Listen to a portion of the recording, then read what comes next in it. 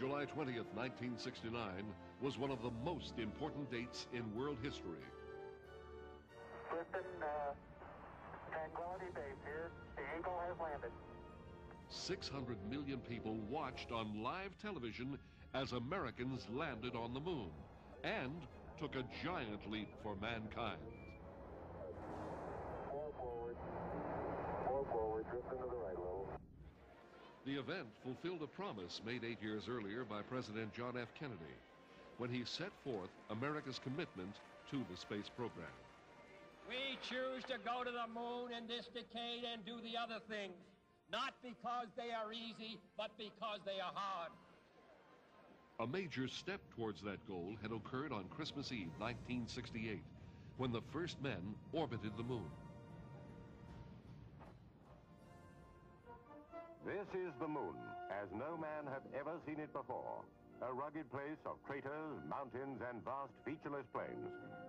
70 miles above this uninviting yet so sought-after world, astronauts Frank Borman, James Lovell, and William Anders orbited in Apollo 8, looking coolly down on a scene they factually described as like plaster of Paris. 7 days later and 500,000 miles into the unknown and back, 3 heroic astronauts returned safely to Earth. On May 18th, Apollo 10, manned by 3 brave explorers, Stafford, Young, and Cernan, was launched. Their mission, to prepare the way for man to set foot on the moon, to knock on the door of our neighbor, but not to enter. In Apollo 10, nicknamed Charlie Brown by the 3 astronauts, they swooped low over the lunar surface. Then, the boldest experiment of all, as the lunar module, affectionately known as Snoopy, flew to within 9 miles of that rugged planet for man's closest look at one of the keys to the mystery of the universe. Over 1 million spectators, including press and celebrities, gathered at Cape Kennedy to witness the launch of Apollo 11 and the beginning of man's greatest adventure. The men setting out on this fantastic journey are called Neil Armstrong, Michael Collins, and Edwin Aldrin. They are names which will have their places amongst those of Earth's greatest explorers. The difference is, the moon is their uncharted continent. The time had almost come. Neil Armstrong, 38, married with 2 sons, was, God willing, to be the first man on the moon. Mike Collins, 38, married with 2 daughters and a son, would stay in orbit.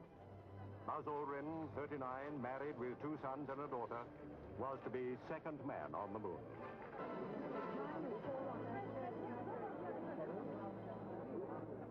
The countdown had reached its 0 climax.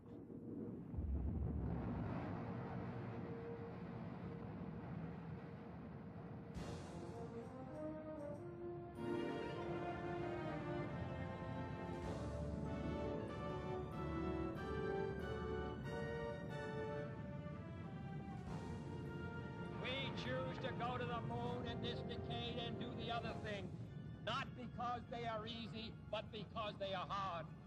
Because that goal will serve to organize and measure the best of our energies and skills.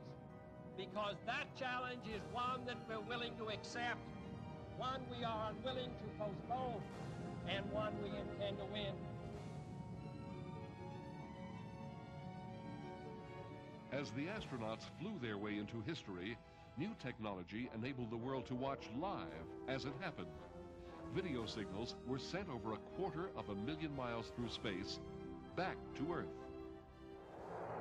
30 feet down, 2.5. Picking up some dust. 30 feet, 2.5 down. Straight shadow.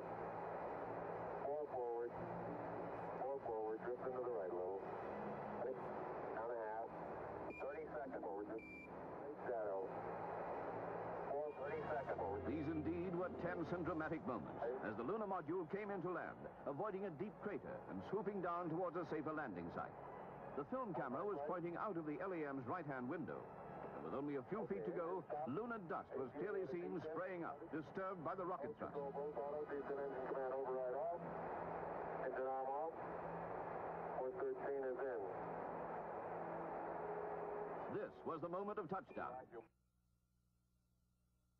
at the foot of the ladder and step off the limb now.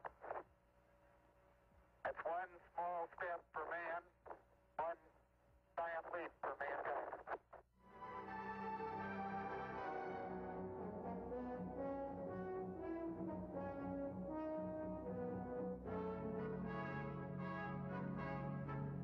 This is the century of discovery, and surely this is the story of the century.